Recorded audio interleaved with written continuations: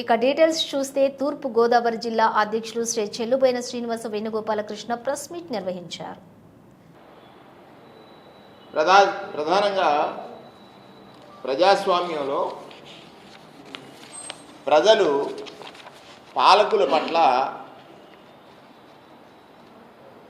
అచంచల విశ్వాసం కలిగి ఉంటారు. అంటే ఈ దేశానికి స్వాతంత్ర్యం రావడానికి కారణం ఒక రాజకీయ పార్టీ.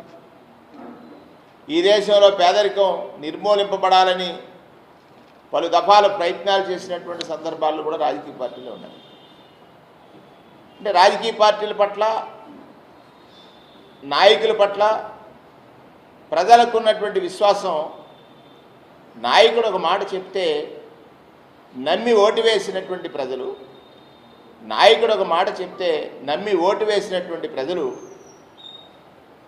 ఓటు వేసిన తర్వాత వారికి నాయకుడు ఇచ్చినటువంటి మాట అమలు చేయలేని సందర్భంలో,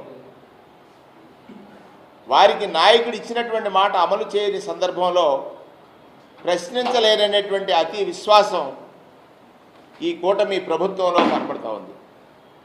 ఈ కూటమి ప్రభుత్వంలో కనపడతా ఉంది. కారణం ఏంటంటే నేటి ముఖ్యమంత్రి ఎన్నికల ముందు ఎన్డీఏ కూటమిగా కొన్ని వాగ్దానాలు చేశారు. అందులో భారతీయ జనతా పార్టీ ఉంది, జనసేన పార్టీ ఉంది, తెలుగుదేశం పార్టీ ఉంది.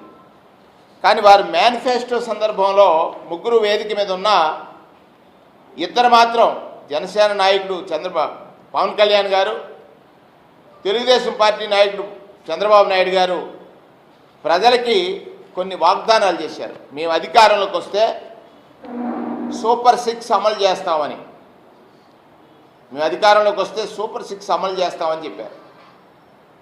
6 మాసాలు అయింది. సూపర్ 6 మాట ఎక్కడా కూడా కానరావడం లేదు. అంటే ఇది మోసం కదా? మీ మాటలు విని ప్రజలు ఓట్లు వేస్తే అధికారం చేపట్టిన మీరు ప్రజల్ని అతి ఘోరంగా మోసగించారంటానికి ఇంతకంటే ఉదాహరణ ఏముంది? అధికారంలో రాకముందు నాకు అనుభవం ఉందన్నారు. మీ అనుభవం ఈ రాష్ట్ర ప్రజలకి ఉపయోగపడుతుందని నమ్మారు ప్రజలు. అధికారంలోకి వచ్చిన తర్వాత అసెంబ్లీ సాక్షిగా భయమేస్తుంది అన్నారు. నాకు అనుభవం ఉందనే మాట నమ్మినటువంటి ప్రజలు భయం అనేటువంటి మాట విన్న తర్వాత విస్తుపోయారు.